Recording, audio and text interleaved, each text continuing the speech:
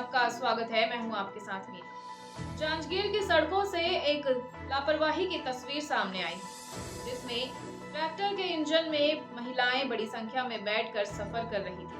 इसी बीच पुलिस ने इन्हें रोका और समझाइश देकर आगे जाने दिया।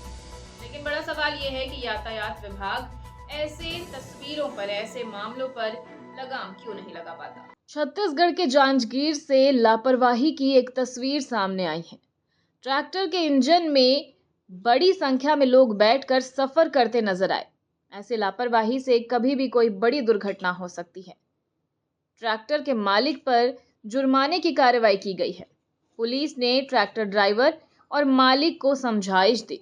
ये पूरा मामला कोतवाली थाना क्षेत्र का है। यातायात विभाग भी शहर में चल रहे ऐसे अवैध लोडिंग पर रोक नहीं लगा पा रहा है। आए दिन शहर के विभिन्न चौराहों पर ऐसी तस्वीरें अक्सर देखने को मिल जाती है।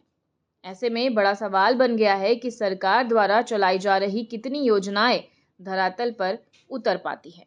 फिलहाल खबरों में इतना ही। अपडेटेड रहने के लिए हमारे चैनल को सब्सक्राइब कर लीजिए। नई खबरों के नोटिफिकेशन के लिए बेल आइकन जरूर दबाइए। नमस्कार।